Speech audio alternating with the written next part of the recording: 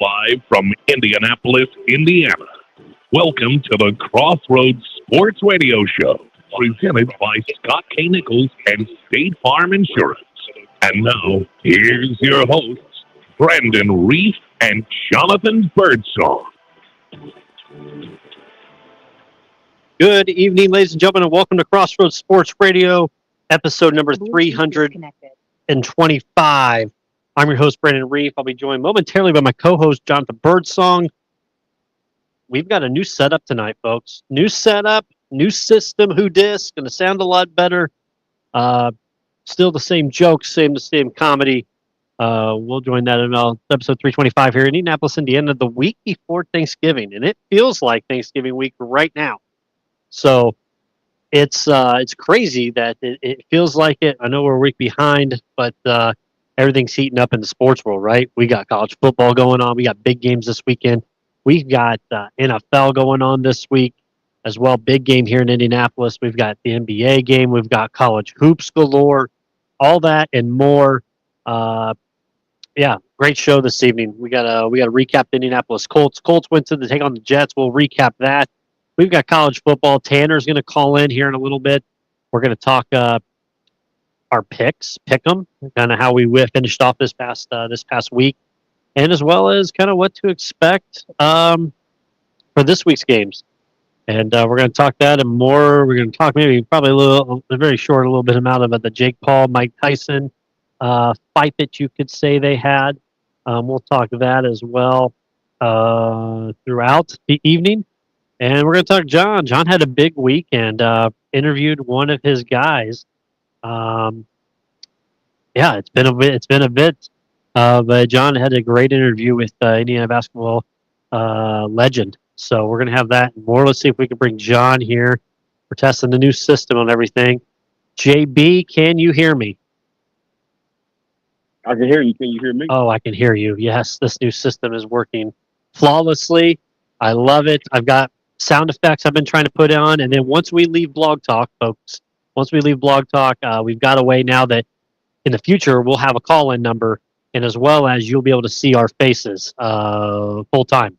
So all that and more. Let me try out one of my sound effects here. Oh yeah, three foolish men hide behind the fake name. And I just want to try one. Say what? You ain't not hiding anymore? No. John, there is a new. I can mess around with my sound a little bit on here, which I like. So if we really have somebody that we want to talk to, and I can talk to him with a chipmunk voice. So. Oh my God. I could do that if I need to, or I can act like I'm Mike. I can act like I'm Mike Woodson.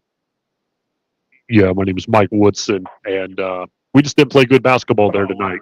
So, it could get some very, very, very deep voice if I need to. Oh no, man, it's like Zach Edey.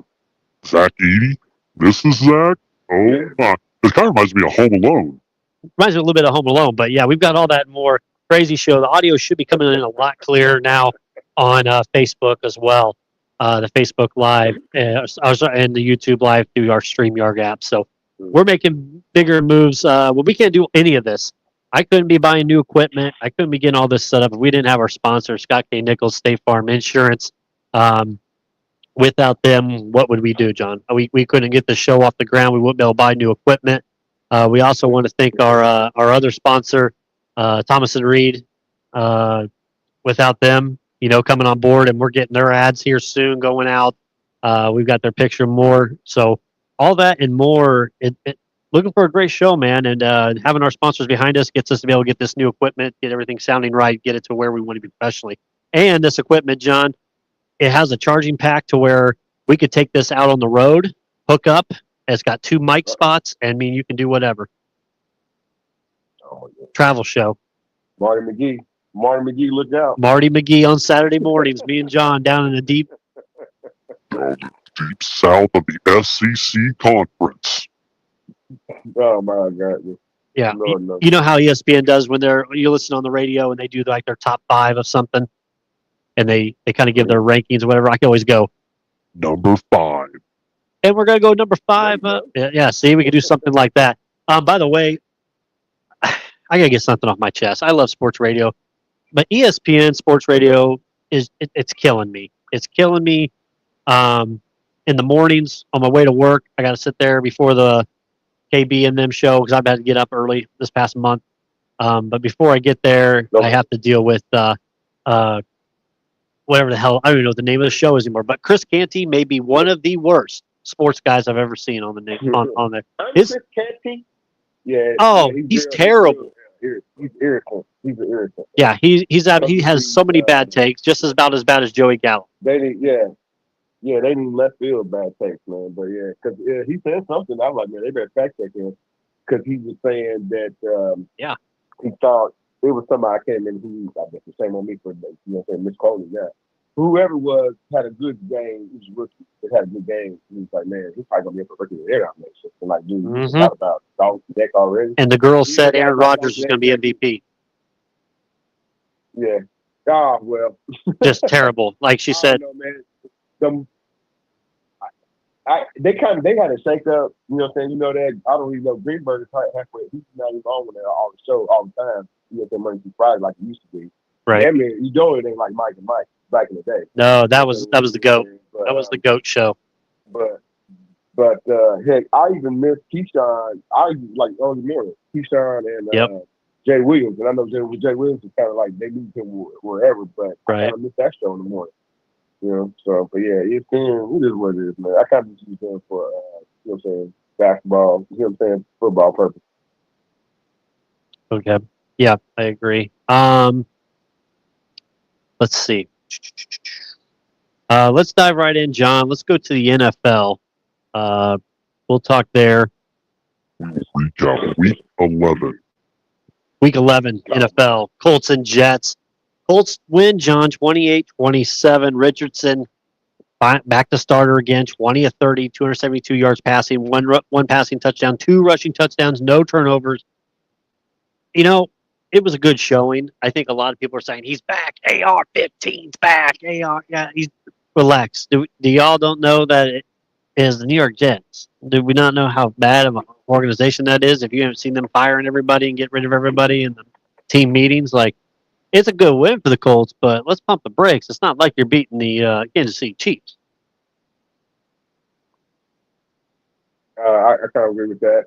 It still shows that because that defense that the Jets kind of rolls out there, you know what I'm saying, still should keep a quarterback. You know what I'm saying? With Anthony Rush, you know what I'm saying. We know his struggles, and he didn't struggle. So you take a win from it, and you kind of grow from it. It wasn't. I kind of get what you're saying. I seen somebody say that he outdueled Aaron Rodgers, but Aaron Rodgers ain't the same Aaron Rodgers. You know what I'm saying? That was doing MVP after MVP. You know what I'm saying? So Jets are somewhat ain't no somewhat about Jets are hot now. Ain't nowhere else to slice that. Right. But the Colts look worse of a hot mess if they go out there and they lose that game. So the game they had to win, you get a nice little finally, you know what I'm saying, showing Quiddy Pay got a sack there at the end, you know, they kind of seal the deal for him. It would have been you probably be singing a different tune, Brandon, if you know what I'm saying, if Edwards still had the connectivity that didn't. I thought Pierce dropped. I know Pittman dropped one. I thought Pierce dropped one too. Yeah, I think he did. And then, you know, it's not all. It can't necessarily always be perfect. You know what I'm saying? But you just want, you know, if he had, you know, take away some of those drops, you know what I'm saying? It would have been a maestro performance. But this right here, it's just like this is what he needs. He needs to build upon it, like have another game just like this. I know it's probably hard to have another game like that. That he had against Denver, you know what I'm saying, against the Detroit Lions, who they got up next. But those are the kind of games that he needs to see to help his develop, help him grow. Where you know he doesn't turn the ball a whole hell of a lot, and he doesn't take a whole lot of sacks. He definitely don't. You know what I'm saying? He completes the game from the first quarter to the fourth quarter. Where you know what I'm saying. So like, no, man, those are the positives you take from that. Right. Okay. Looking ahead, Colts hosting the Detroit Lions. Our sponsor, Scott K. Nichols. I'm sure he's going to the game. I think they got a big ass tailgate going on. I've seen or something. But Colts and Lions, John. Man, what do you expect with that this week? What kind of Colts team do you get? The Lions easily could put up a 50 burger.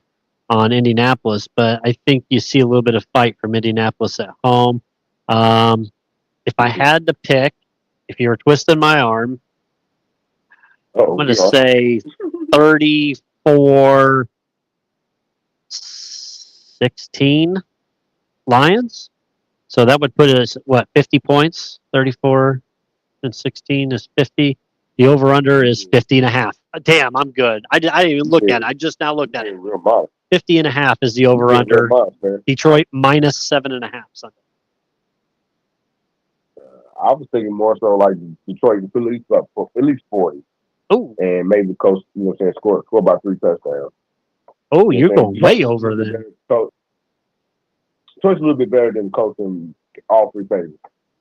You have no faith in that Colts defense and the defensive coordinator.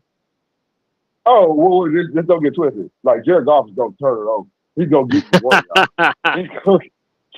Kenny Moore, you got. He's going to get after you one. There might be even, with the Colts defense, they might be able to get 3 sacks out of that, Detroit. But, like, they're going to be constantly coming at you. Even on defense, they're going to be coming at Anthony Richardson. So you have to keep that in your wheelhouse as well. So yep. I just kind of like them to, to keep it honest, but like they're going to show the coach that they try to get to the Detroit Lions try to get to the NFC Championship game, and the coach can try to hope the quarterback works out for them so they'll have to draft one in the springtime. Our sponsor Scott K. Nichols says this Lions Colts game scares me. AR presents what we struggle with: a mobile quarterback. Our linebacker is out. Only grace is the Lions won't be able to. Only saving grace is the Colts won't be able to keep up. I think he meant to say. And that's getting, and you got to get 4 good quarters. I think it's very important, but you have to get 4 good quarters from Anthony Richardson, and I don't know if you're going to be able to get that. It looked like Steichen did the right play calling for Richardson. He put him in the right situations, and hey, I was vouching for this as well. Just put him in runs toward the goal line and just let him go. What the hell's the worst thing that's going to happen? He gets hurt, and you have to bench his ass again and put Flacco back in. I mean, you might as well go for broke now with this organization this year. Go for broke. Bro, they still ain't gonna be nothing too silly, man. Dallas and the Jets look real silly. You know what I'm saying? with some of their moves they made. No, man, this quarterback, the coaches need to put their best players out there. And, I don't know if a playoff is attainable. You know what I'm saying? You have to start, stringing in wins, in order to become a serious contender, in order to talk to contenders. You know what I'm saying? Can the Colts beat Detroit Lions? I mean, that'll change everybody's opinion of them potentially get to the playoffs and Anthony Richardson. I can tell you that. But I don't know. Tough call to ask Brandon this weekend. And I know what the court differential is saying, man, but I think this, the Lions is going to show the coach, there's a difference between, what y'all trying to do and what we doing. Yeah. Give me 1 second here. Sorry, I was answering a text message. Yeah, moving ahead, Steelers and Ravens. John, Steelers win 18-16. Russell Wilson, 23 of 36, 205 yards, a horrific interception in the end zone that trying to make a play and just lobbed it up, and it was an interception that my grandmother, who's passed away, could have made that catch. Oh, my goodness. And but Justin Fields had 2 rushes for 17 yards. He slid just a little early to get that first down to seal the game. But, man, the Steelers own Lamar. The Steelers own the Ravens. They've won 9 out of the last 10. I know I had a little message out there last night for our guy Justin Fox out there. But big, huge AFC North win for the Steelers, going up 2 games now in the division. And they play tomorrow night, Thursday night. They play in Cleveland. So looking forward to that game there. But the Steelers had a big win against the Ravens, improved to 8-2 overall. Yeah, a Cleveland team that's reeling. Mm-hmm. You know what I'm saying? And a Pittsburgh team that's just, again, trying to put even more distance you know what I'm saying, between themselves and the competition that's in the division. You got, because I know they still got to play the Bengals, you know what I'm saying, as well. So, again, and then it's part, some of those games are, and the Ravens, again, some of those games are probably going to split potentially. Right. But they want to, so they want to keep kind of pad their, you know what I'm saying, their one loss kind of right there, so potentially get a home playoff game. So, there's that. My kind of assessment, man, yeah, that was a bad pick by Russ. Horrible. But the team kind of be scared and cleaned it up, you know what I'm saying, and they got out of that. So, got to tip your hat to the Pittsburgh Steelers. Chris Boswell. And somebody told me, and I admitted it today. I said, he said, hey, you can't be winning games with just field goals and no touchdowns. I said, I understand that. You're 100% true. But isn't that what the AFC North is, basically? The AFC North is however you get points, you take points. Those black and blue battles, you can win 6 field goals, you win 6 field goals. They've done it before. But right. It's that division, you're okay. That division, you can get away with in a division game just winning by field goals. The other divisions, you won't be able to. Man. Kansas City on Christmas, we won't be able to. Tuck still plays for the Ravens, right? I think he's probably gonna play. He gonna be there much longer. Who? The way he's Tucker, yeah. The way he's playing. So this is but like hell, Brandon, I still got those. Well, I don't know. You might have Josh Allen now that they took down Kansas City. I don't know who. I still have Lamar Jackson ahead in the MVP conversations, but I guess Josh Allen, kind of, made his, claim to, after that year, he took down the Saints, this past weekend. Yeah, I would probably have to go Lamar. I don't really have another guy right now. Looking at teams that are still, I don't. Mm-hmm. It'd be Lamar. You could do Goff, but the problem with Goff is he throws too many goddamn interceptions. You can't put him as an MVP. Yeah, he threw 5. Yeah, he threw 5 in the one game. So with the team, like I said, team had to overcome. So yeah, he kind of take him out of the equation on that one. Vikings. That's it. Oh, Henry only had like 14 carries and he fumbled the 3rd carry of the game. Yeah. You said to get somebody from the Vikings. There's no way. No. I know there's not. I'm trying to think of somebody who could. But there's nobody there. So, Bills beat the Chiefs. Regular season, Bills can beat them. It's the playoffs that they can't. So it's really going to matter in January or February when these teams play, if they meet again. But it was I took Buffalo in the game. I put some money on Buffalo. Thank God they covered that game. But man, Josh Allen, the defense is starting to step up a little bit. They added Amari Cooper. He had a hell of a catch in that game, and I think we're all of us, and I think Buffalo fans included, are like, okay, we see what we do in the regular season. Jesus, let's win a playoff game against them. That's what matters.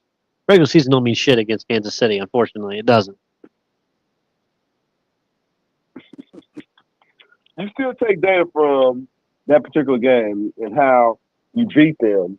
But even, even still, they oh my goodness. They were still trying to, it feel like Kansas City still had a chance, even though they were down, I think it was like 21. Uh-huh. No, not 21. They were down like 9 points or so.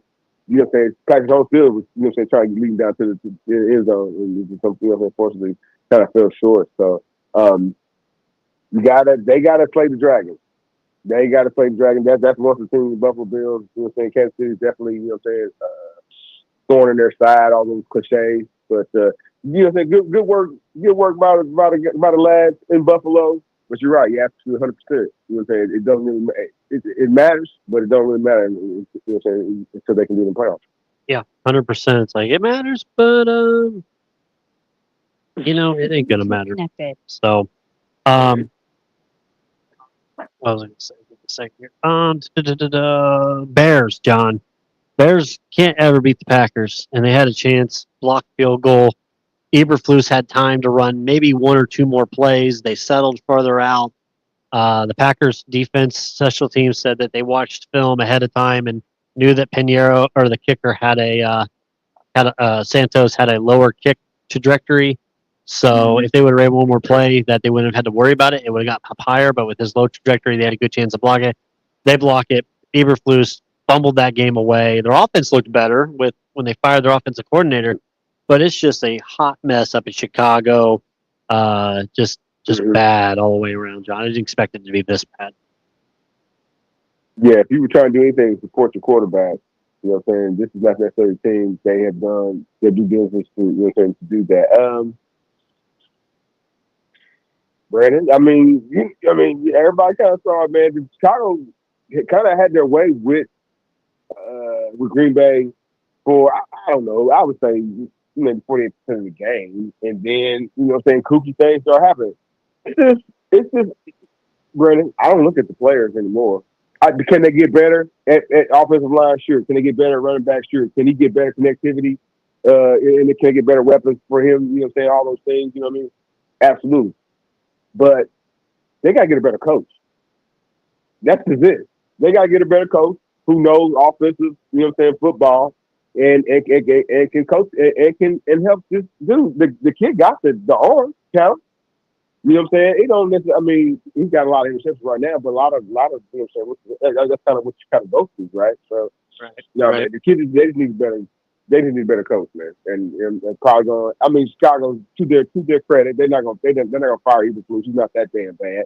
They're gonna fire him mid-season, or you know what I'm saying. So he's gonna be able to figure it out. And then, I mean, he's hoping, in his mind, he's probably hoping they can get the win in between time. But they got to get a better coach. It's probably somebody definitely that's more offensively minded, or there's somebody definitely can bring a little bit of balance to the team. What is that? I don't even know. Bears are probably in the shit stars in special teams.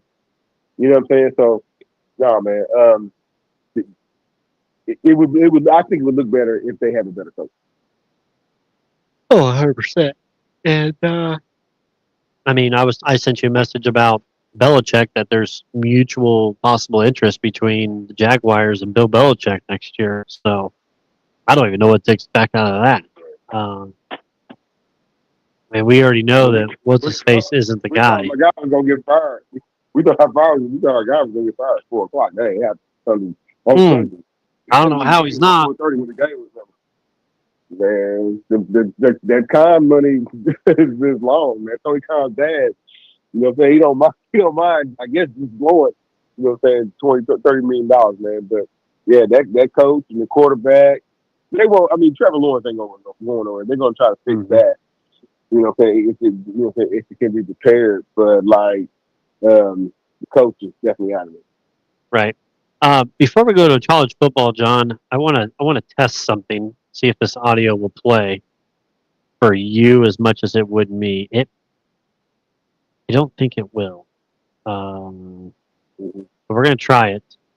Let me know if you hear this. And this was our guy, your buddy, Joey Galloway, talking about the Indiana Hoosiers last night, and I almost lost my shit, and other people lost their shit on ESPN. Let me know if you hear this or not.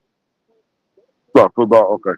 The one loss a chance to go on the road and prove what they are. Now, honestly, if we believe in what our metrics are saying, if I'm Indiana, I don't know if I'm playing work against Ohio State. We seen what happened to Florida State last year, Jordan Travis. What could keep Indiana out of this? Getting their quarterback hurt. We've seen it happen to Florida State last year, having not played anybody. So if you look at 3, 4, and 5, Texas, Penn State, and Indiana, they literally have played nobody between all three teams. The toughest team in that is Vandy. So a lot of this that we're looking at is eye test, because Boog, when you look at the resumes of 3, 4, and 5, it brings back the idea of, let me not play anybody and be undefeated. Yeah. And be in a good position. I agree with that. The eye test is going to matter, because 3, 4, 5 have played no.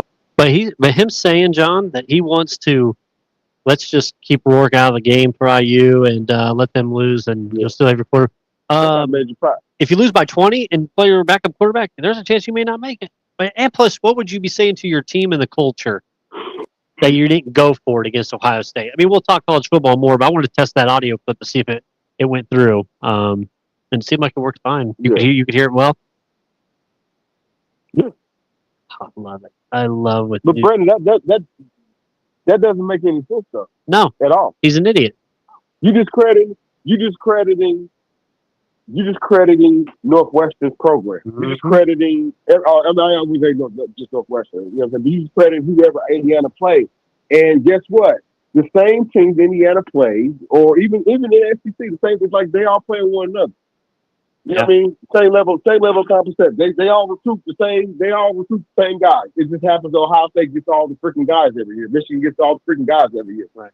Indiana put together this team built off of James Madison guys over here and Rourke, who's from Ohio, who's a 4-year starter in Ohio.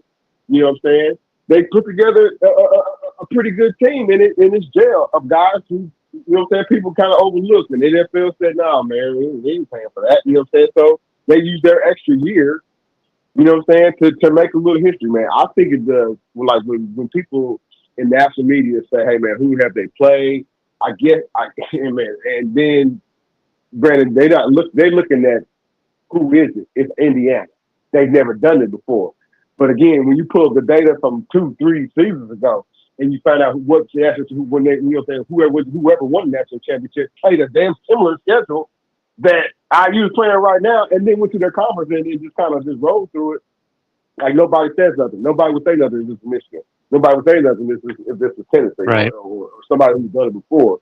You know what I'm saying? It's just because it's Indiana, it's uncharted territory, is why there's so much controversy. But here's the other thing, Brandon. Like, I don't like when guys like George Galloway or anybody else said like, you just look at the ice. It's like, well, don't you know football?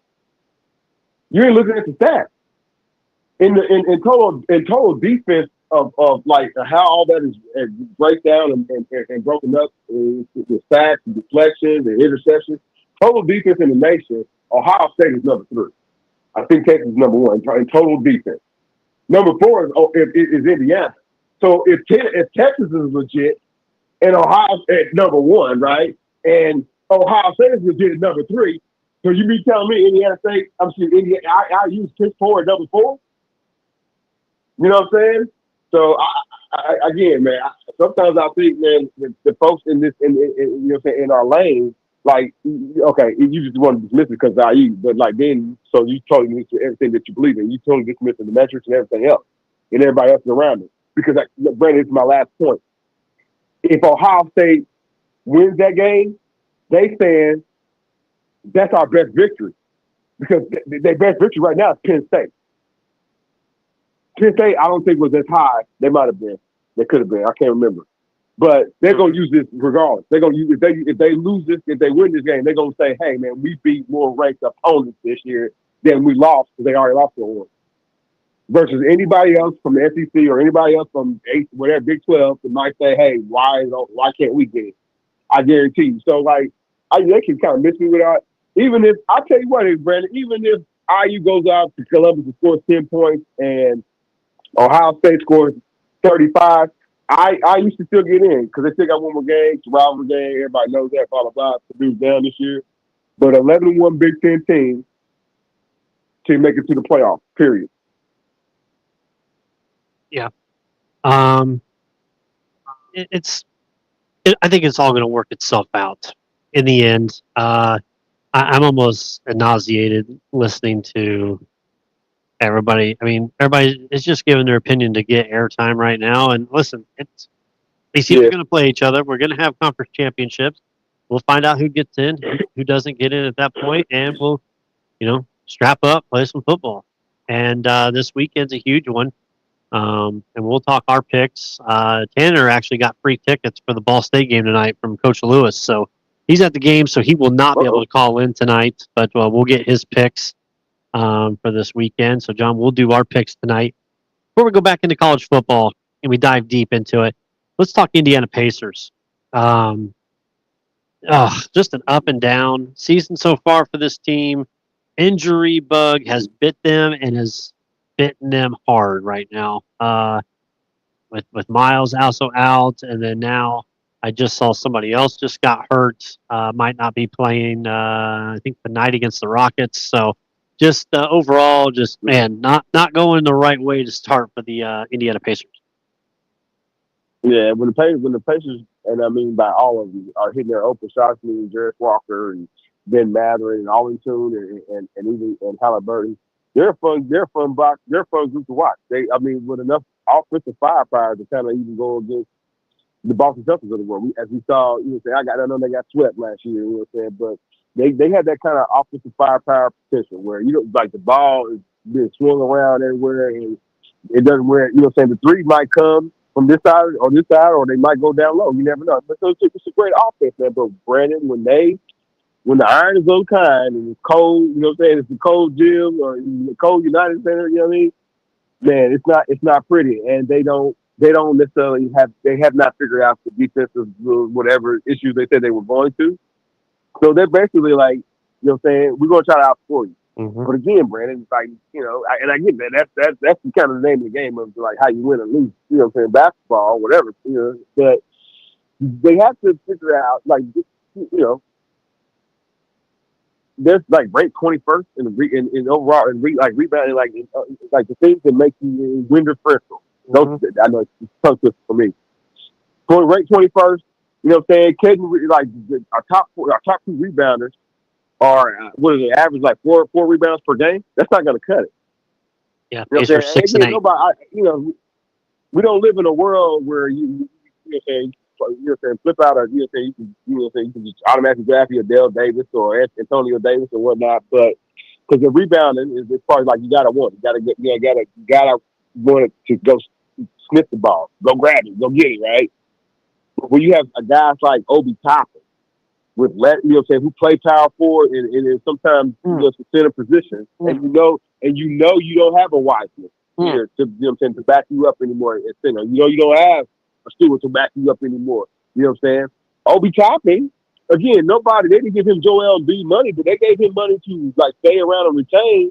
And we finally seen like 2 or 3 dunks, man. But you think, Brandon, like somebody can jump up that high to get a dunk to like an alley? It's like you can't get an offensive rebound. You can't get a defensive not even defensive rebound. Like Obi Toppin is low 4 rebounds per game. Which is like, what I'm saying, in today's NBA, it's averaging 3 right now. Yeah, that's not good. Pick somebody 6'9.5", having less than 3 rebounds. Come on, man. They're just playing time. It's kind of unacceptable. So, like, Pacers need to figure out that particular part of the game. I am impressed. And rebounding. I am impressed with Benedict Mathurin, how Mathurin's played through his 14 games. Averaging 19.6 points a game, 6 rebounds. He's actually our 3rd leading rebounder right now. Mathurin is. So him playing great. Halliburton, man, I ain't seen it this year. I'm not going to put the panic button on. It's way too early, but it ain't there. It ain't there early. And last year, if you remember right, it was there, and then went straight into the cup, the NBA Cup thing. So. It's just not there. And I don't know if that's because of his injuries are still lingering or other people's injuries are kind of hurting it. Nembhard's only played 7 games himself. But you've got plenty of guys out for this ball club, and it's frustrating. And I said 6 seed, 7 seed, and I feel kind of confident in that's what it's going to be this year for the Pacers. So we'll see. Let me bring on. We got our guy here. Let's bring on old D-Cot here. What's going on, D-Cot? Hey guys. First of all, hey Brandon, you don't sound so good. I just got in, man. You doing okay? What do you mean I don't sound so good? You sound down, man. I mean, this Pacers team is killing me right now, D-Cot. Okay, well that's true too. So I want to talk about that, right? If you guys remember, we talked about this during the summer about, the consequence of re-signing everybody that you have. There's no flexibility, right? You add Wiseman, but then he tears his Achilles. Then less than a week later, then you have Jackson tear his as well.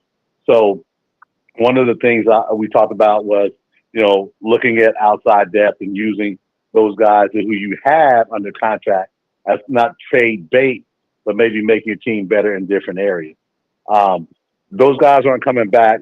They just, signed my guy as a potential backup for the rest of the season, I'm guessing. But they've got to do something bigger than what they've done. And if they don't, Brandon, you were pretty generous with saying 6 or 7 seed, and I'm just being honest about it.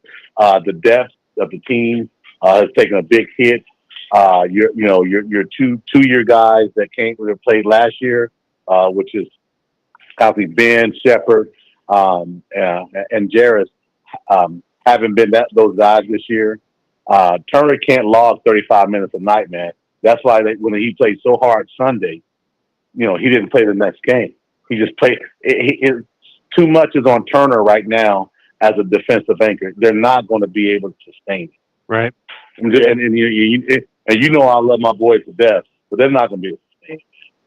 I'm not going to not go to the game, but they can't sustain it. They're not a strong defensive team, and you can't have your leader running from defensive challenges like he's continued to do since last year's Boston Celtics series. You know exactly what I'm talking about, Brandon. JB, you and I talked about. Mm-hmm. Oh yeah. And I had a conversation. I had a conversation with your sponsor, and he talked about, oh man, this Olympic thing is going to be great. It's going to be great for him. I said, no, it's not. I said, that's not what he needs. He needs to stay in Indianapolis and work on squatting and playing defense. And now we're seeing it. All this summer fun. Now the fall is here, and you're running. And I think it really messed his game up because he's not playing with confidence. He's not shooting with confidence, other than the no-look 60-foot passes that he's doing from time to time. Tell him, D-Cot. Tell him. I'm just telling. Jonathan's too soft on him. Your sponsor and I had a strong conversation. And I'm just telling you, the Olympic thing was an absolute mistake. I mean, and someone told me, well, he didn't play because he didn't play defense. No, it's not. You got 12 guys. You're not going to play. Jason Tatum didn't play. Stop it. And he was in the MVP talk all year long. So somebody's going to have to sit. So you go overseas to sit. Doesn't make sense. He didn't get better. And those practices weren't hard, crazy practices. And that's just where my disappointment is, man. And my realization is seeming like a 37-40 win team. Yeah. That's my realization. And I'm not sad or like, oh, it's a shame. That's what it is. These is kind of down right now. I think if you do the math, somebody told me that if crazily, if the Philadelphia 76ers went on a 3-game win streak, they would be in the daggone 10th slot right now. You know what I'm saying? After the 3 games, they would be in the 10th slot of a playing situation, right? That's unfortunately, Brandon and D-Cot, like, man, these guys are unfortunately got heavy, fat-laden contracts, and they're not necessarily motivated. I'm not necessarily saying this is the case with you. Motivated though, JD. It could be. They're not motivated. They're not motivated. They're not motivated. They figure like, oh, it's 80 games. All we gotta do is get into the 7th, 8th spot, turn on the switch.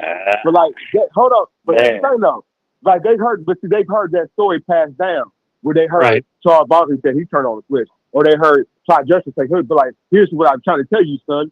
Until you not try, you're not there.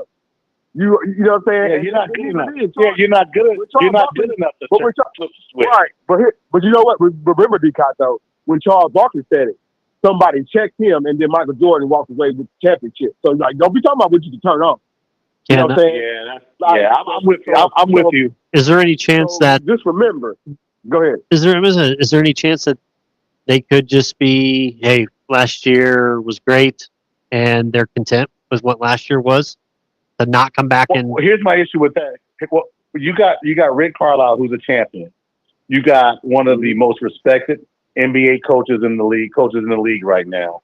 And if that's happening, that's a failure on Rick, right? No matter what your contract says. And to your point, JB, about my guy from Dayton, the Dayton Flyer, right? This guy's got a 42-inch vertical, and if he's averaging 4 rebounds a game, it's all about his effort. He's a roamer. He's a roamer, right? Good dude. Don't get me wrong. Everybody tells me he's a really solid, like, human, right? But that doesn't work on the court, though. I mean, that doesn't make you win on the court. And I think the issue is he's a roamer. He's like that guy West Montgomery, Brandon, who loves to shoot the jumpers. But then when the guys from South of 34th Street comes over there, they kind of shy away. That's kind of what he's looking like a little bit. Okay. Yeah, I can see that. Yeah, He's gonna follow his shot. And he don't yeah, follow his shot at all. that's my piece on that. But I'm gonna tell you this, and then I'm gonna pivot to NCAA football really quick. Paces wise, your issue came in when your two best perimeter defenders went out. That's Neesmith and Nimhart. What that did, that exposed everyone else. I true. And what it did, it put much pain on Turner. And we're seeing that the guy's playing out of his mind. Turner's played better this year than even last year. So he's doing his part. So all this Turner hate, they can take it and shove it in the trash. He's doing his part. But he can't log 35 minutes a night every night. And then you see how he played Bam on Sunday night? Man, he went at him. And he pushed him. And a couple times he stood his ground and said, now what are you going to do? I've never seen Turner do that. And I've seen him, play in person, I don't know how many times. I've never seen Turner look at a guy and say, now what? And he did that Sunday night with Bam. So it's going to be interesting to see how this plays out. But again, unless, Nimhart and Neesmith come back 100%, this is a 37-40 win team. Rockets are 6.5 point favorites tonight. Yeah, I'm going to be checking that out. But then let me pivot real quick. Can we stop with the fake outrage 3 weeks out before this damn National College Football playoff starts? Thank you. I mean, can we stop? Please. This isn't fair. IU's got 120-something schedule. Guess what? No one was talking about that last year. Here's the deal. These ass wipes from the SEC and the Big Ten and even a little bit of the ACC, they're worried that Indiana's going to take a spot from them. That's what they're worried about. For sure. That's what they're worried. Let it play out. That team is a good team. I mean, a really good team. And they're going to have an opportunity this weekend to prove how good they are. That's all you ever ask. You want to show what you're made of, right? Yeah, and this time of year, if you remember last year, we were talking about my team. And people were down on us. Let's see what happens in the SEC title game. They turn around and kick Georgia, right? You don't know what's going to happen. You don't know what's going to happen, man. I'm telling you, it wouldn't surprise me if this is a one-score game, one way or the other. Oh, for sure. So all I'm saying is, would it surprise if Army beat Notre Dame? Man, listen, I haven't watched Army play one time. It's crazy. And it's crazy. I haven't watched them play. So it's not fair to say, oh, yes, they will. I haven't seen them play, man. I know their record is. But I know you have love for Notre Dame like nobody else. But also, hey, JB, listen. Also, Mercer was 9-1 going into Bama last week. So sometimes your record doesn't dictate, the competition you go against, right? I would say this. Right. I would say Notre Dame's probably wins. And since they don't have a conference title game, they're going to get in the playoffs under Notre Dame. But what I'll say is this. You remember we talked about four teams. This is ridiculous. We got to expand it to 12. We did that. And there's still the same. I hope they don't respect. Well, they're going to complain about it even more because now the SEC, and the Big Ten too. Right. You know what I'm saying? And it looks like the Big 12 is kind of inconsequential. They're indifferent. Yeah, one team is going to come out of it. I think we realize. And potentially in 2 years' time, when the Pac whatever gets its act together, because now it's going to look a little bit stronger in the next 2 seasons. Do they get invited? Do they even get? I don't even know if they get invited to the table. But you know what I'm saying, as a power 4, 5, whatever. But at some point they're going to have to say. You know what I'm saying? Where does that look? Where they end up at? And does that mean the Mid-American and Conference USAs of the world, that they just totally get shunned out unless they have, you know what I'm saying, imaginably under you know what I'm saying, one loss records where they don't have a stain on their one loss record at all. JD, you've heard this saying before. Money talks, and you know what walks. The MAC and those schools don't have it. So let's just be realistic. They don't have it. They're not going to have it, and they're going to be shut up. My issue is with that is I don't like the fact that there's a guaranteed spot what the commissioner, what the committee said at the beginning of the year is going to be the best teams. It can't be the best teams if you've got 4 set spots. You can't. It's the best 8 after that, is what you're saying, not the best 12. And again, I believe that the SEC and the Big Ten will both have 4 teams. Now think about SMU and Miami. Now you think about those 2, right? Then you talk about the Big 12. So what do you do? Miami got to win out. Well, we don't make no excuses when Oklahoma looks dusty and we're saying when they moved over to that. You can't make no excuses for Miami. You got to beat you. You got to win your game. Right. I mean, I'm with you. I believe, and my thought is, I'm not sold on Miami like a lot of people. I'm not. The quarterback's a nice quarterback, but he had a 4th grade rating last year going into the draft. 4th round rating, excuse me. Hey, he tell the world, hey man, he's probably going to be, because this is the this league, the NFL is quarterback thirsty, right? Yeah. But like, he can't do 2 years in any kind of word, then do another 2 years in Washington State, and do 1 year at Miami, and then y'all think he's going to be better than Shedeur Sanders.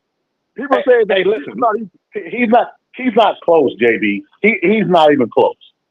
Shedeur Sanders, to me, and again, I'm not a quarterback guru, but what I've seen, he is the best college quarterback in college football right now.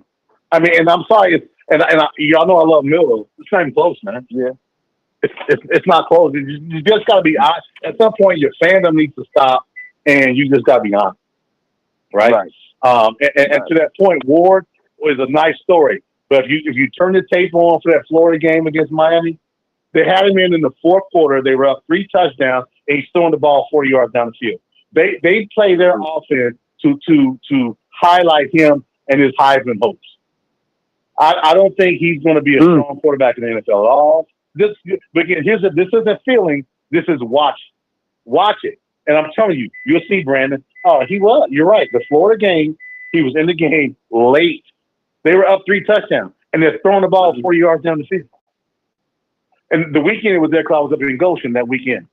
And I remember, I was like, why are they still in the game? Oh, I know why. Because they're trying to it's sort of like the Andre Ware deal. You remember Andre Ware from Houston? From my time. Yeah. Yeah, that's what it reminds me of.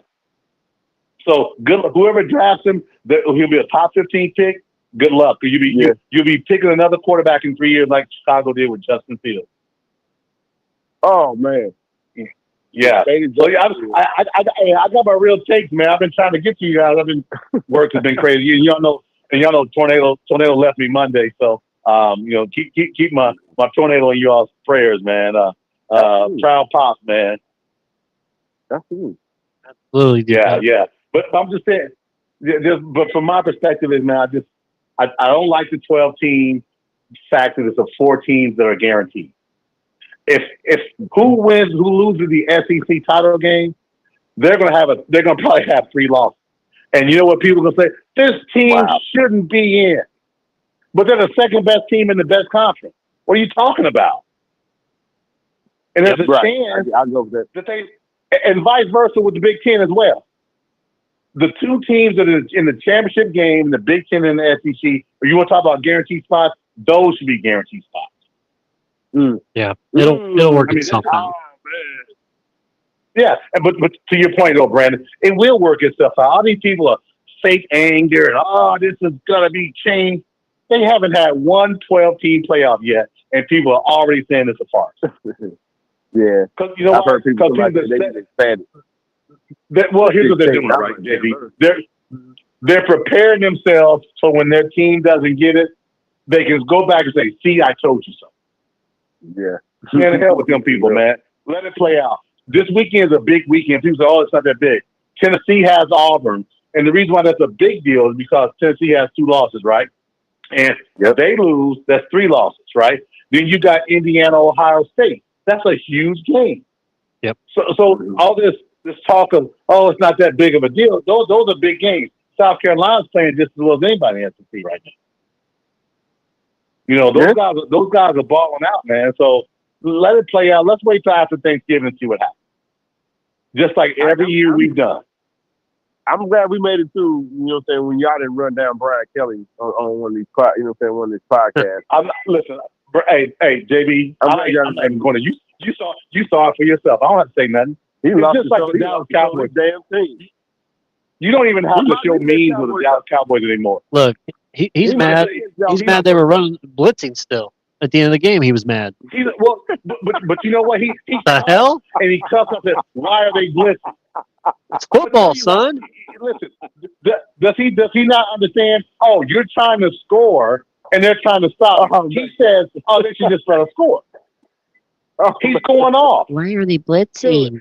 Why are they blitzing? That's what he sounds like. And here's the funny thing. Here's the funny thing. They're stuck with this guy for the next 5 years. Have y'all looked at his contract? I'll post that if y'all haven't seen it. Dude, he's got, I think it's a 41. It goes down year after year. At year 4, he's got a $13 million buy. Yep. At year 4. We're not talking about now. We're talking year 4. Right. So now it's too high. Now they've got to just deal with it. They stuck with it. And I love it. They got a Bama fan. I love him being in LSU. I love it. He's going to get talent, but he's just going to misuse it like he always has. That's what he does. Right. Jaden Daniels is everybody's rookie of the year, and he had him propped up. Now, I don't want to say he didn't. Jaden Daniels was the Heisman, but like they didn't get into the national championship conversation enough last year. Right. And people say, well, they didn't have a good defense. Okay. Well, there's a lot of teams that don't have good defense that still make it to games. They didn't. So they have the talent. Let's be real here. LSU is a hotbed, man. And they've got and I'm going to tell you this, they've got a better culture of players than Alabama did.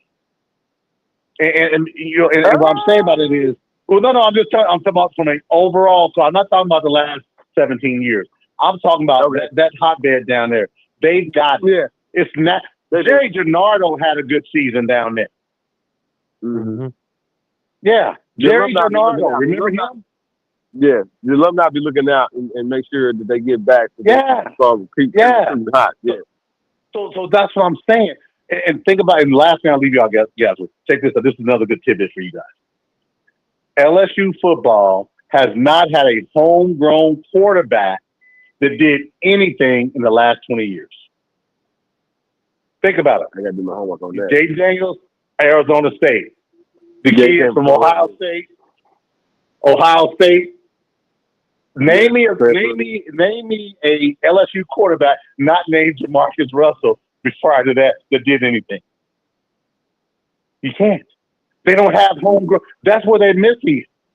LSU is missing it at the quarterback position, the most important position. They got the running back. Look at their wide receiver their DBU is what they say, right?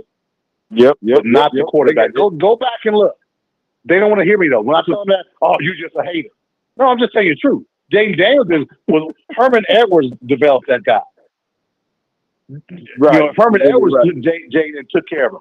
Mm-hmm. And then the only reason why Burrow went there was because he couldn't play the kid that got hit by the vehicle and passed away at Ohio State. The quarterback. I forget his name. That's what Burrow was behind at Ohio State. Yeah, Haskins. Yeah. Mm-hmm. They don't have the most important position. They just don't pay attention. Now they've got the number one quarterback in this coming up season in 2025. I know that USC was trying to get him, and Michigan's offered. That's the kid that Michigan offered 4 years at $10 million. Yeah, that's weird. You know what I'm talking about? Yeah.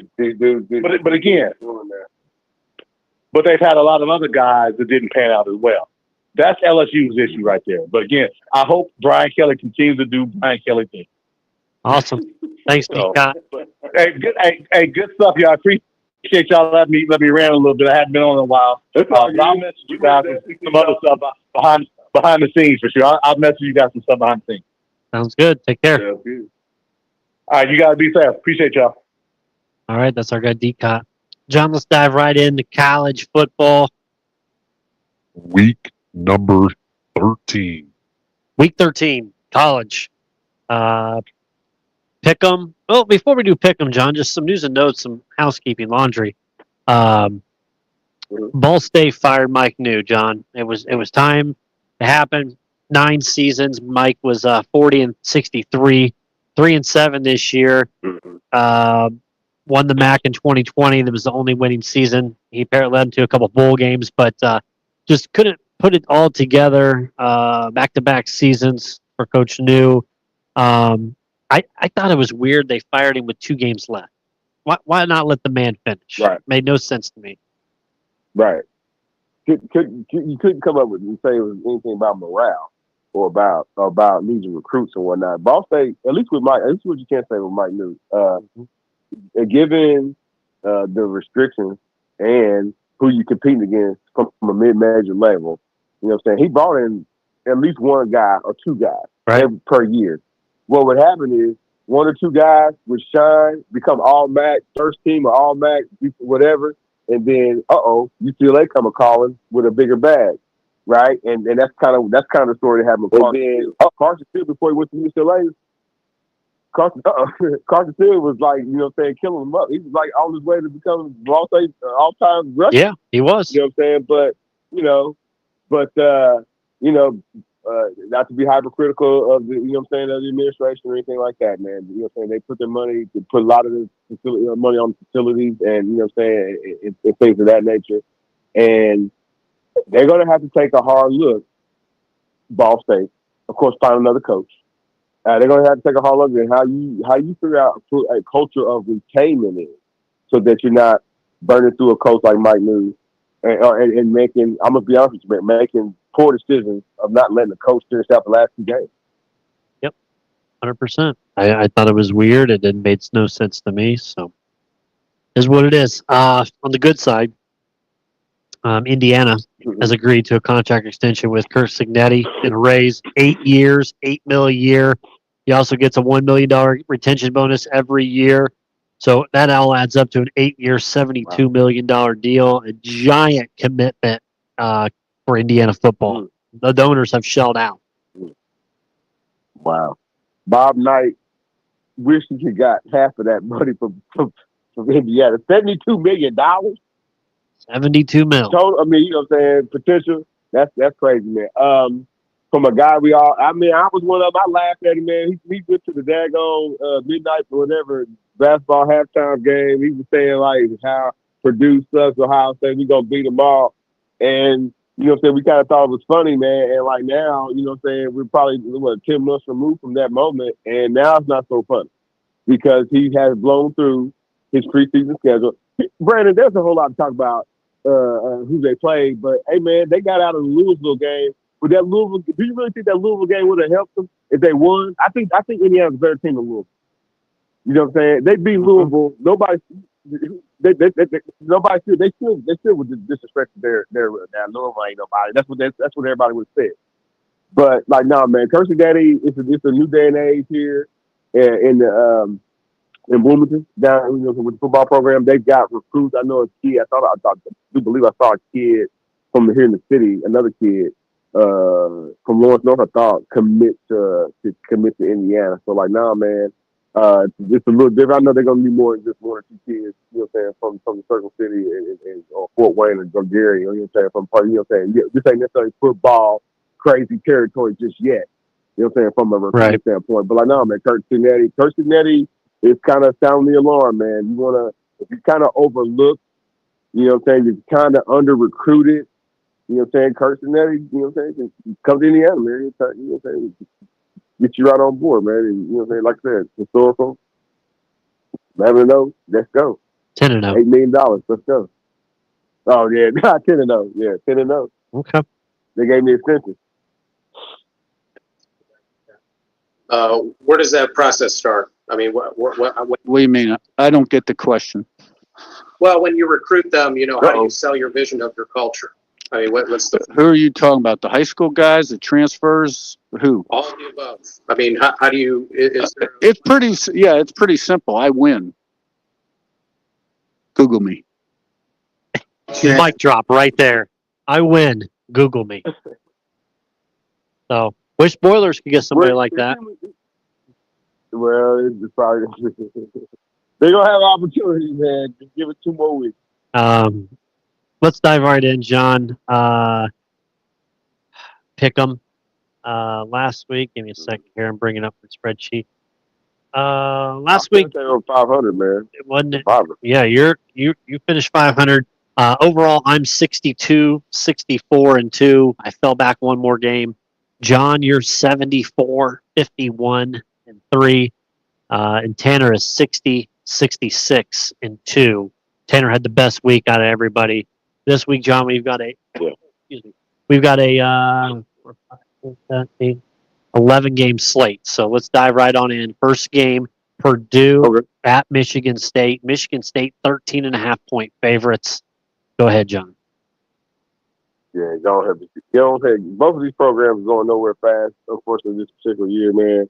So like, man, Sparty's a better team, man. Give me Sparty. I'm going to take Purdue to cover. I don't think they win, but I think they can cover 13. Like you said, they're both bad teams. I think bad teams can hang around other bad teams. So give me Purdue plus the 13.5 there for that one. Next one up, Bowling Green minus 11.5 at Ball State. John.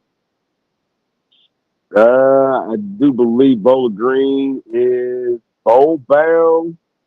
They're a little bit more, but just not necessarily Ball State is in disarray. Again, man, Ball State outside of the Miami game, I feel like even the benefit they were in game. You know what I'm saying? By less than by less than the score. It's not like they were an incompetent team, man. But with this kind, man, you kind of got to look at it like, man, is morale down? You know what I'm saying? No, man, give me Bowling Green. Okay, I'm going to take Ball State. Usually, when you get fire a coach, you kind of hanging around in there. Maybe you pull off a little upset. I need to make some moves, some changes. I'll take Ball State for now. I may change that on Saturday. I don't know yet. We'll see. Before we continue, we'll take another call here. I think we got our guy on. Let me see here. Nas, what's going on? Not much, man. Hey, y'all can finish your pitch and come back to me, though, man. I ain't want to interrupt that much. Okay. Yeah. I'll put you right back on hold. We'll finish up our picks. We'll get back to you. No. All right. Pittsburgh, John. Pitt at Louisville. Louisville 8-point favorites. This one, man. Pitt's played good, and then they've kind of laid a couple stinkers as of late. Jeff Brom, I don't know what kind of Jeff Brom you're going to get. That's the problem in this one. But give me Louisville at home minus the 8. I wish it was 7, but I'll take the 8. That's kind of my mind's eye on that one, man. I like Louisville home. Real good test of two kind of mirroring programs. I know Pitt was a little bit ranked higher this year than Louisville, but like no, man. Give me Louisville at home. Okay. Vanderbilt at LSU. LSU minus 7.5. Who you like? He ain't losing no Vanderbilt. I know we just dog walked Brian Kelly. Yeah, we just dog walked. I know, but he ain't losing no Vanderbilt, man. They will fire him on national TV, $40 million or not. If they lose to Vandy. Yeah. Give me LSU. I think they're pissed off. I think they win by 8 to 10. Maybe Brian Kelly wants to cover it. Maybe he'll kick a field goal at the end and we'll do a little cover there. Next one, John, big one. I took LSU as well, so might make that note. Number 5, Indiana. At number 2, Ohio State. Ohio State, John, 13-point favorites in the shoe. Who are you going with? Yeah, I know I'm going to break everybody's heart by saying it here in the town, man. I think Ohio State wins, man, but Indiana's don't cover, so give me Indiana. John's going to take Indiana. That's right. Man, I want to take Indiana here because I want them to prove that they can hang within that spread. That's kind of a disrespectful spread. I think I figure out what I'm going to do. For this pick 'em, I'm going to take Ohio State minus the 13. For my bet on DraftKings, I am going to be taking Indiana plus the 13. So I'm going to be right on one of the two, whether it be my money or on here. So I think that's what the route I'm going to go with this one. So number 9, Ole Miss minus 10 at the Swamp against Florida. Who you like? Ole Miss has got a better defense. In last couple of games, he's kind of showed up, man. He's always had the offense with Dart. Give me Ole Miss. Florida's played a lot better. I think Florida hangs in this game. I think Ole Miss wins, but I think Florida covers the 10. I like Florida. They played really well last week, so I'm taking them. But I think Ole Miss gets the win, but covers. Colorado -2.5 at Kansas, the team that nobody wants to play right now, the Kansas Jayhawks. And I got proof, John. I sent you and Tanner a tweet or a text last week. I said, "Hey, this spread makes no sense to me. Kansas is going to go in there and upset BYU." And sure enough, they went in there and upset BYU. And Kansas is hot the last 3 weeks now. They got Colorado coming in, who Colorado's got their basically they're in the driveway for the college football playoff. They just have to keep the vehicle straight down the road. So, but who you like in that one? Yeah, this is the Kansas team that I thought was going to start out in the Big 12 and kind of like flame out. You know what I'm saying? I thought it was going to be the other way around, man. But no, man, they're a hot team. I don't necessarily think Deion is got the team focused, man. Focused to the point that they want to win the Big 12. Like I don't necessarily think they think what I'm saying, like what I'm saying. My friend, their mind is on the NFL, not necessarily Deion, but the play. You know what I'm saying? And Hunter, their mind's on the NFL, man. So, but they want to take care of business. They want to make sure they go. You know what I'm saying, with a trophy out on top and they have a chance to make the playoffs, man. You can't make the playoffs if you don't take care of Kansas, man. So, no surprises. I think they take care of Kansas. I'm going to take Colorado -2.5 as well, even though I feel like I'm walking through a trap door with this game. I may change it game day. I'm going to reserve the right for that one to be a change. They just depend on running back. Yeah. I want to see what Kansas comes out with. They're hot right now. And Colorado getting all that hype, and then all of a sudden I can see a letdown possibly happen. This would be the type of game that would cause that letdown. So we'll see. BYU at Arizona State. Arizona State -3. BYU fell 8 spots in the rankings after their loss because they've been close games. They barely won. Then they finally take an L here. Arizona State playing good football. Yeah, this is the game that, man, if you add this. Like the final points total over, man. I think it'd be over 75. Like if these teams can kind of air it out, man. So I like the quarterback from Arizona State a little bit.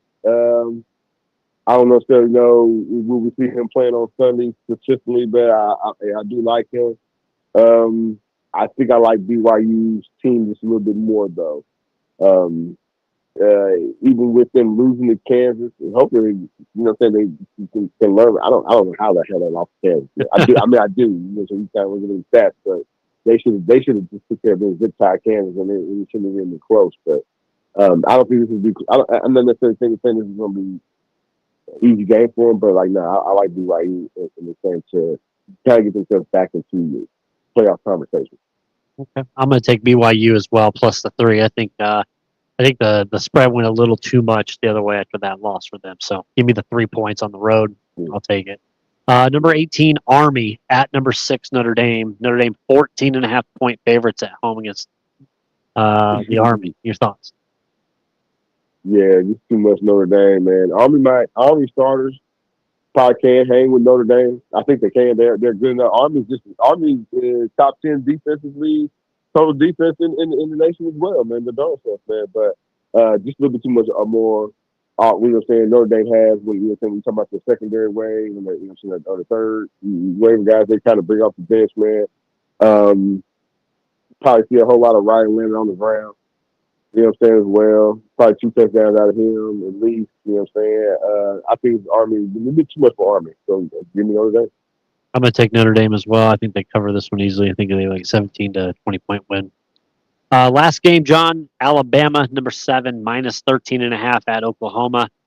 I really would hope Oklahoma would have been really good because this would have been a hell of a game. But I don't think Oklahoma's got any firepower whatsoever. So give me Bama -13. They cover it, I think. Yeah, I like Bama to take this. Bama uses this as a, hey, man, though Oklahoma's not ranked, they are a brand name in college football. And, you know what I'm saying, when they present their Casey's committee. That'll be another thing. Hey, we also beat the XYZ last year's bowl champion or whatever. Man. They kind of use that. You know what I'm saying? To use their favor. So like, nah, man, I'm going all the way. Yeah, give me damn. Cool. That's our college picks for this week. We got Tanner that's going to put his picks on. We'll put that out on Twitter, put that out on the Facebook page as well. So, but he'll give us his picks tomorrow. He's too busy watching Ball State get their ass kicked right now by Detroit up there at Worthing Arena. So, but we'll bring our guy back on here. Nas, what's going on, my man? How are you? Not much, man. Cool. How y'all boys doing? Doing well, man. Doing well. All right. Got the new equipment hooked up. Hopefully, we're sounding a lot more clear now. Yeah, you're good. You're crispy. Everything sounds good. Except I guess I'm here in the Midwest has somehow found gold in them there hills. We doing $80 million contracts now again in the Midwest. What's going on, bro? Yeah, it went from Harbaugh. Now he left. They said, well, let's just send it a little bit farther south from Michigan down to Indiana. Yes, sir. It's a new day and age, man. But yeah, just like you guys said, I'm really interested in watching that game. And like I said, more than anything, it's about Indiana showing that they belong with the big boys. So I don't care if they don't pull it off and win, as long as it's a competitive, really, really close game. And that Ohio State team can be had, then yeah, I'm all for it. I can't wait to see out. Yeah, I think we all. I mean, I'm not an IU fan, but by the big report, but I'd like for them to hang in there for Ohio State to show that Indiana deserves to be kind of where they're at. And I know they played a soft schedule, but as John said on previous shows and when he went on the show the other night with the Epic Pod, well, look at Michigan's schedule last year. I mean, it was soft as toilet paper, soft as Charmin as well.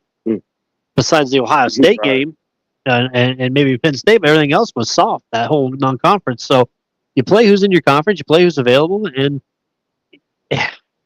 I think it'll be a win for Indiana if they can keep it within 10 points, within 2 touchdowns, right? I think we could say within 13 or 14, it'd be all right with them.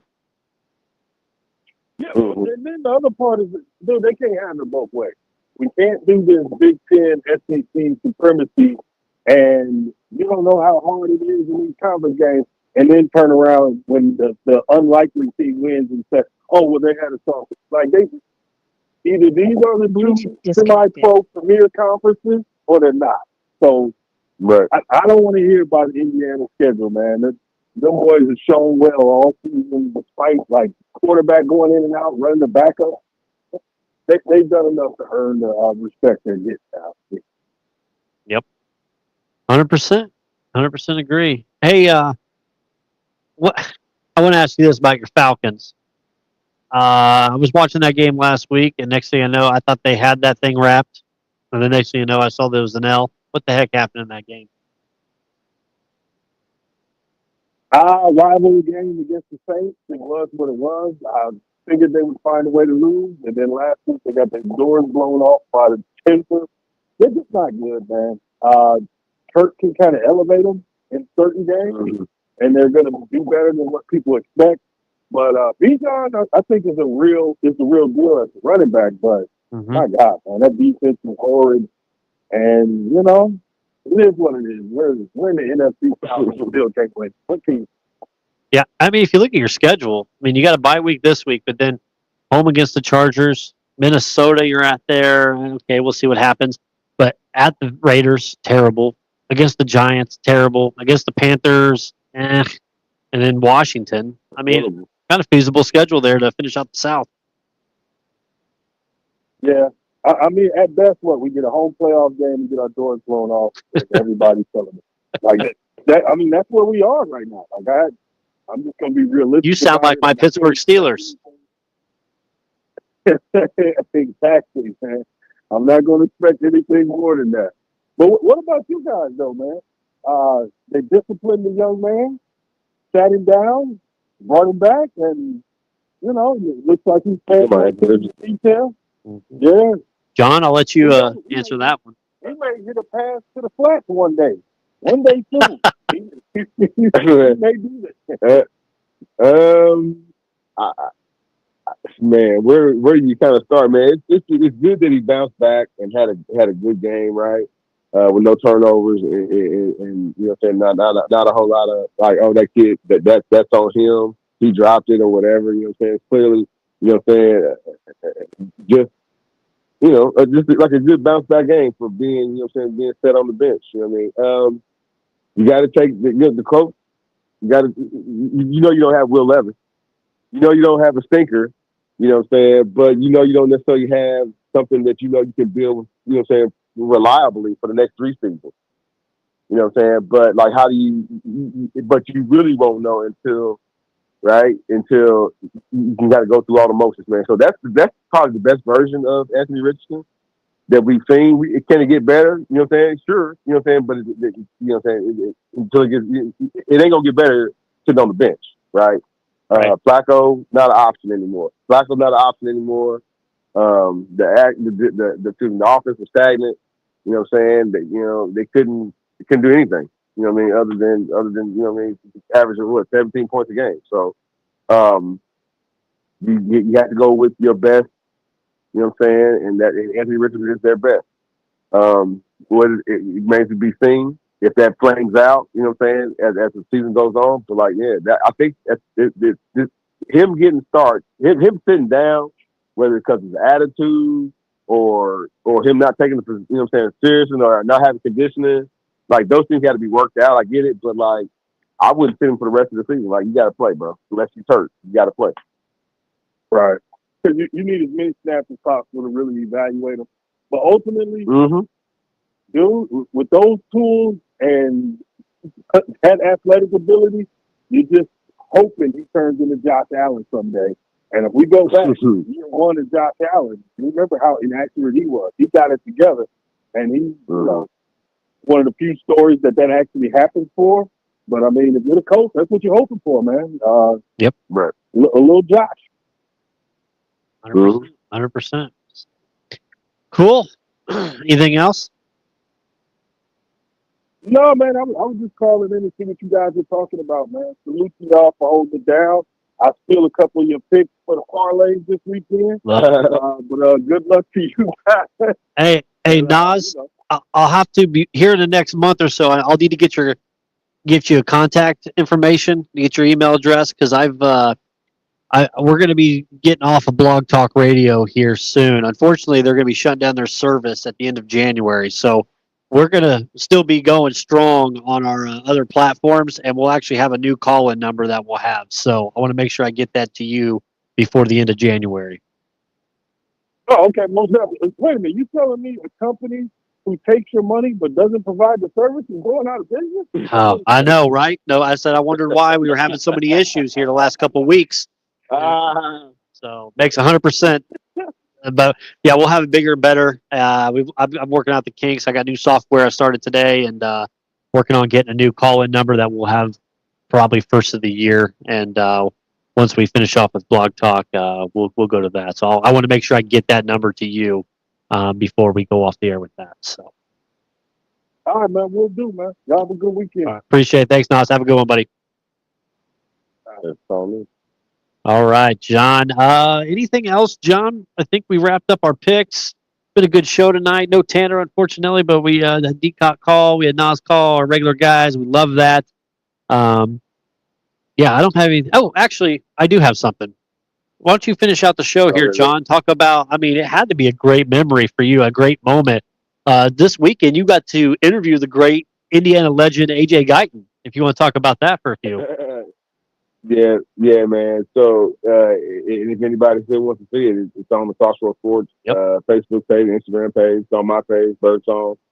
Jonathan Birdsong's on Brandon Reach page. He shared it over her at Twitter as well. AJ shared it. So, like, man, just trying to bring more basketball stories or more, athlete stories. You know what I'm saying, to our airwaves of folks that, maybe people overlooked or forgotten. I don't know how you forget. If you live in the state of Indiana, there's no way you forget about AJ Guyton and what he did while he was at his time to tenure at Indiana University, man. Yeah. You know what I'm saying? You're talking about top 10 point scorer, top assist man, top 10, all those things AJ Guyton has, right? Big Ten freshman of the year, player of the year. He has all these things. So like, man, I like to talk to. I mean, I got a wish list of people. Give you the whole list. But like, he was one of the people. That I like to talk to. So I'm like, hey, man, tell us about your time as a player, man. And like I said, we talked about a half hour or so. We talked a little bit about his time playing in the NBA. Talked a little bit of time, definitely a lot playing abroad. In Israel and in different places, man. And it was really good. He's really open and nice. Humble about some of the things he experienced, and then talking about things about playing for Coach Knight. That I'm pretty sure people have heard before, but like right. It's this not. He doesn't have like this. Coach Knight was an ogre to me or mean to me. Like everybody went in there, went to Indiana with the expectation, like, hey man, I want to work hard because I like to be coached hard. And some guys, during that time, like that. So it's just hey, listen, me rambling on about it is one thing, man. But if anybody wants to check it out, like I said, the video is up, posted on the Crossroads Sports Facebook page, Twitter, and Instagram as well. You've had a couple good interviews, man. You had AJ Guyton and you had Kenny Anderson on there. So the weekend show is John's weekend show starting to get some popularity now. You might be able to go on without me now in the future. It's a sub. It's just a sub show, man. It's called the basketball world. I love it. More exposure for us. More exposure. Yeah, I kind of got some other folks kind of like lined up. But a lot of times, Brandon, this is a true story, man. A lot of times, man, these people are millionaires or well-to-do, and they can't just necessarily always call in with our show primarily podcast on Wednesday night. They necessarily can't always get with us on Wednesday night, so they kind of they have to open up their. I think I interviewed AJ on the Saturday. Kenny Anderson just kind of popped in on my live on the Sunday, and we kind of just did like that. But like, no, man, I had some other surprises, man. So if you're checking that, if you check Crossroads Sports, supposed like you're supposed to listen to my voice, every day, because Brandon's tweeting something about sports betting every day on the Crossroads Sports threads and Twitter pages, and I'm probably talking crazy for darn sure. At Three Foolish Men, or from a sports standpoint for sure. But like, no, man, just check them out. Just check us out, and like I said, there's gonna be some more. This coming, not necessarily this coming weekend because we're going into a holiday. Next week is a holiday, man, and everybody's kind of on, either in travel mode or just kind of like, getting prepared. So as we go forward, the rest of this year and going into the new year, yeah, man, for sure. Check for on the weekend show, man, because you never know who might show up. Yeah, I don't know if I'm going to. I don't know if we're going to do a show next Wednesday night or not yet. It's the night before Thanksgiving. I know in the past we have, but I know it's been kind of hectic. Everybody trying to get things ready for the next day, and I know John's got cakes and pies and everything he's got to be cooking. So we'll let you know if we're going to do it next week. We'll see. I may even throw something up Saturday evening, a live show, maybe just a live, just kind of recapping the day's college football possibly. But yeah, other than that, should be a great week. We got Thanksgiving next week. I'm going to be out at least the next couple of days. I had a death in the family on Monday, so I'll be out Thursday and Friday handling those duties. So you can put us in your prayers. The loss of a family member of my wife's family. So going to be taking care of that. But yeah, man, Thanksgiving next week, and we'll have pick'em still at some point. We'll do picks obviously next week. If we don't do a show, we'll still have those games. But yeah, man, new software. I love it. Sounds good. We're going to get the new phone number going here soon. And we'll get all that here going. We'll get, like we said, bigger and better ever. John will have his show. I'll kind of chime in. I like chiming in sometimes on his show. So, but yeah, other than that, we want to thank our sponsor, Scott K. Nichols, State Farm Insurance. We also want to thank Thomas and Reed with LLC. Without them, both, we would not be able to do this. We would not be able to produce the show. We wouldn't be able to have the proper equipment that we need. We want to thank them as well for all that. We want to thank StreamYard. Check us out, like we said, on Facebook, on Twitter, on Instagram, on YouTube, the YouTube channel, all those and more. We'll keep our conversations going on Twitter as well as Facebook. And hope you guys have a great, safe weekend, gearing up for Thanksgiving. John, I got one Thanksgiving on Saturday, so I'm going to be, it's a little prep meal is what I'm going to call it. So I got one of those I'm going to do with my sister's side of the family. So all that more, John. Good luck this weekend, and we'll see you guys possibly next week. Absolutely. Thanks for listening.